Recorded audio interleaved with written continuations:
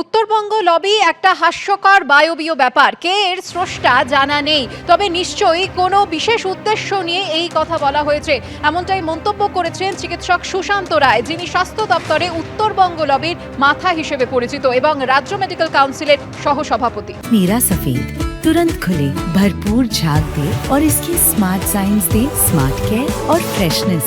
मेरी चॉइस मेरा सफेद। উত্তরবঙ্গ লবিটা একটা হাস্যকর আমার কাছে, এটা একটা বায়বীয় ব্যাপার।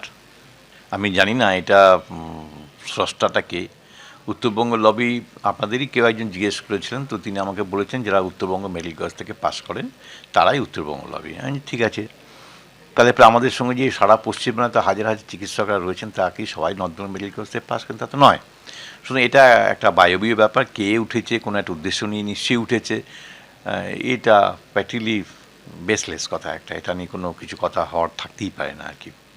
ডিএমই ডিএইচএস কে হবে না হবে সেটা তো গভর্নমেন্টের ব্যাপার, তাতে আমাদের আমি কেন করতে যাব? সরকারি সিদ্ধান্ত সেগুলো। কি অধ্যক্ষ হবে, কি অধ্যক্ষ না না, এগুলো বাজে কথা, এগুলো একদম বাজে কথা। এটা ঠিক না? না, একদমই ঠিক নয়, একদম ঠিক নয়, মিথ্যে অভিযোগ, একদম মিথ্যে অভিযোগ। প্রুফ থাকবে তো একটা।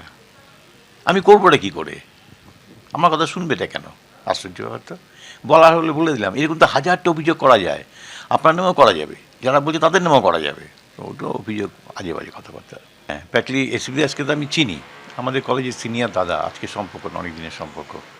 2 নম্বর যেটা, সেটা হচ্ছে যে আমি আগেও বলেছি যে এই কোনো এরকম কোনো ভয়ের পরিবেশের সঙ্গে আমি জানি না কি ভয়ের পরিবেশটা কোনটা, আমি কখনোই যুক্ত নেই, আমি জানি না এই ব্যাপারগুলো, কারণ আমি এত বয়স হয়ে গেছে এখন না ওই সমস্ত ব্যাপারের মধ্যে কখনো থাকা যায় না। একটা ইয়াং বয়স থাকে তাও না একটা বোঝা যায়, কিন্তু এরকম কিছু নেই। পুলিশে 12,000 শূন্য পদে নিয়োগ করা হবে ঘোষণা করলেন মুখ্যমন্ত্রী। ইন্টার্ন চিকিৎসকদের মতো পুলিশও ডিউটির সঙ্গে ট্রেনিং করবে। 3 মাস 6 মাসে ট্রেনিং দেওয়ার প্রয়োজন নেই, এত ম্যান পাওয়ার নেই, মন্তব্য করলেন মুখ্যমন্ত্রী।